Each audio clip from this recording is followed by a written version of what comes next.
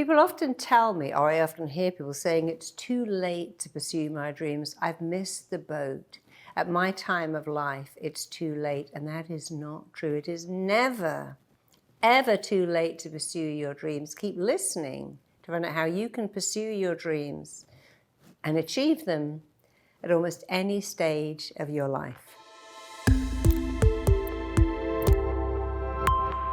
You know, I love the expression, when you change the way you look at things, the things you look at change. Because you could say, oh, well, it's too late. And you could say, actually, now I've retired. I have the time to pursue my goals, my interest every single day. You get a chance to reinvent yourself. In fact, you can reinvent yourself twice every day. The first way is to change how you think. And the second way is to change what you do. It is never, ever, ever too late to find a goal, to follow that goal, to turn that goal into a passion, maybe to turn that goal into a business. Age is not a barrier. And not having enough time is not a barrier. Here's an expression of, if you want something done, give it to a busy person. So we often have a belief that we come out of school, we go to college, we leave college, we're trained, and we go into a career and we stay there for life. But you know, who you are at 18, who you are at 20 is often not who you are. Some of the most successful people in the world changed career at 50, at 60, at 70. After all, Frank McCourt, who wrote Angela's Ashes, was a teacher in New York. And when he retired, he had time. He thought, wow, I've been teaching, writing stories all my life. And he finally wrote Angela's Ashes, which had one of the best opening lines ever. He said, a poor childhood, you need a poor Irish childhood. You need a poor Irish Catholic childhood. That's a poor childhood. And then he wrote Tis. And there were many people, Catherine Cookson, Mary Wellesley, who wrote The Chamomile Law, and wrote that when she was in her 80s. She said, I finally had time. I was so busy having sex. And at 80, I sat down and wrote about sex. When I stopped having sex, I got to write about it. The guy who was Martin in Frasier had a very successful business running a medical newspaper. At 50, he woke up and thought, is this my life? I really want to act, but who's going to employ me at 50? I've never acted before. But he began to act for the joy, being in what we call amateur dramatics, just the local theatre, just for fun, just because he had a passion, a calling to act. And someone in the audience saw him, cast him in Frasier. He was Martin, and he was set for life. And when Frasier ended, they said, what do you want to do next? He said, I'm going to go back into the theatre. I don't need the money. This is my love.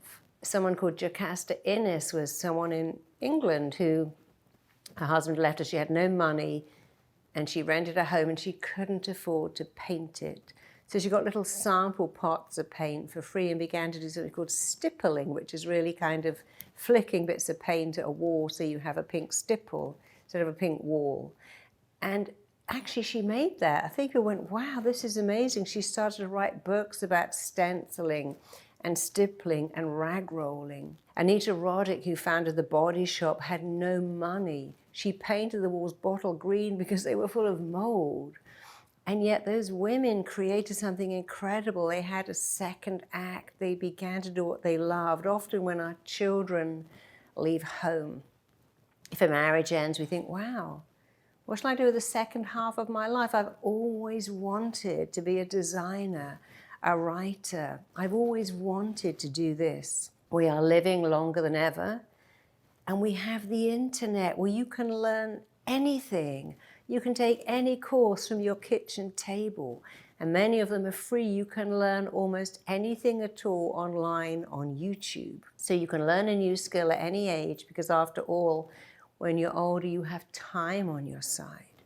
You have patience. You don't have distractions. You may have the money not to have to go and do a job you hate.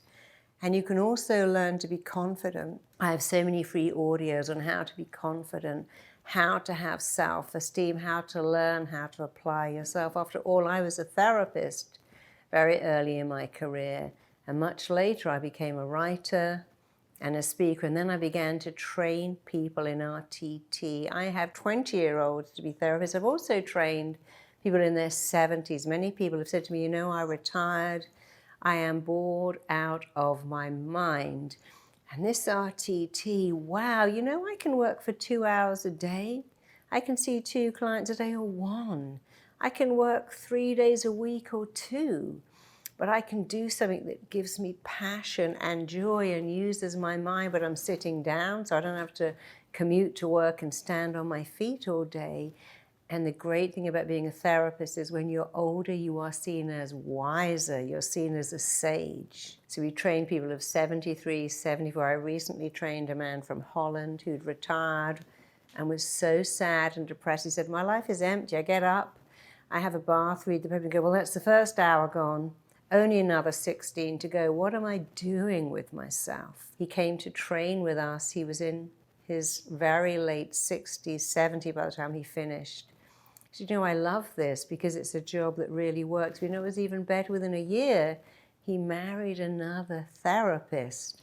He found someone his own age. They had interest in comedy. So I used to love girls of like 30. They didn't really like me, but now I found this woman and we're building a business together, doing therapy, changing people, changing ourselves. So you can do something you love at almost any age and at any stage. And remember, youth is being flexible, and being flexible is youth. And when you do something new, it actually makes you younger. It's why university professors are very youthful. My father taught until he was in his late 70s because I love this expression, when hope dies, old age runs to meet you.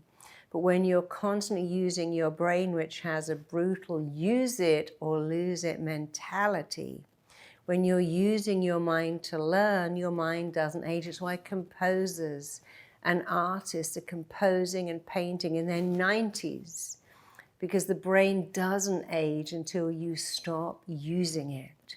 So at any stage, you can find something new, find something that makes your heart sing, and it will actually keep you young and flexible and passionate, and all of those things are very youthful, whereas being inflexible can be old at any age. Go ahead, it's never too late to follow your dreams.